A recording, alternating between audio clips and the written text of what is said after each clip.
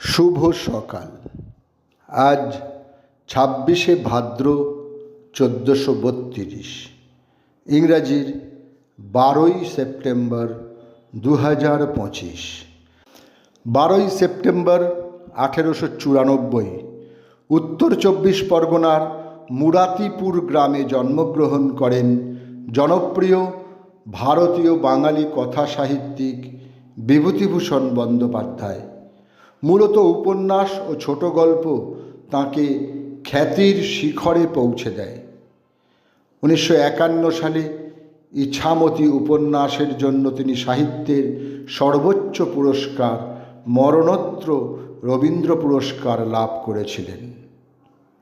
মোহাম্মদ ওয়াজেদ আলী ছিলেন একজন বাঙালি লেখক।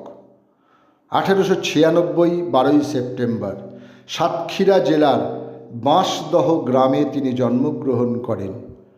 কলকাতার বঙ্গবাসী কলেজের ছাত্র থাকাকালীন অবস্থায় তিনি অসহযোগ আন্দোলনে যোগদান করেন এবং এখানেই তাঁর লেখাপড়ার অবসান ঘটে।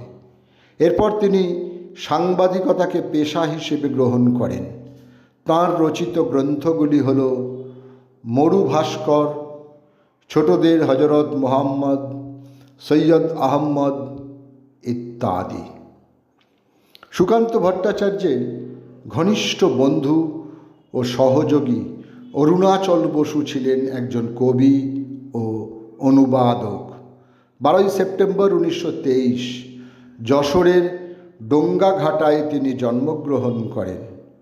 তাঁর জীবদ্দশায় পলাশের কাল ও দুরন্ত রাধা এই দুটি কাব্যগ্রন্থ প্রকাশিত হয়েছিল।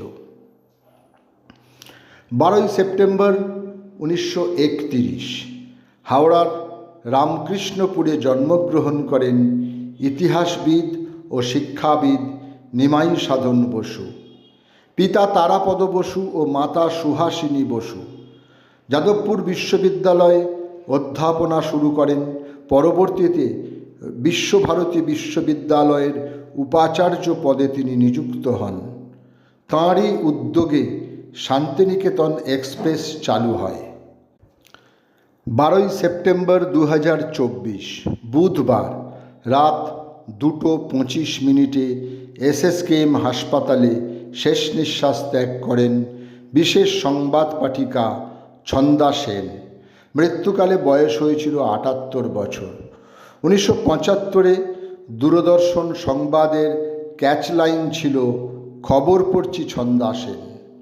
দৃঢ় ব্যক্তিত্ব ও নিরাসক্ত কণ্ঠে সংবাদ পাঠ মন জয় করেছিল দর্শক শ্রোতার। বাংলায় সিরিয়াস ও মনোযোগী সংবাদ পাঠ আবহের অন্যতম কাণ্ডারি ছিলেন তিনি। সীতারাম ইয়েচুরি ছিলেন একজন ভারতীয় কমিউনিস্ট পার্টির নেতা। 19 এপ্রিল 1915 তিনি সাধারণ সম্পাদক নির্বাচিত হন। আজ তাঁর মৃত্যুদিন। 12ই সেপ্টেম্বর 2024 72 বছর বয়সে তিনি প্রয়াত হন। সকলকেই আমার আনত প্রণাম।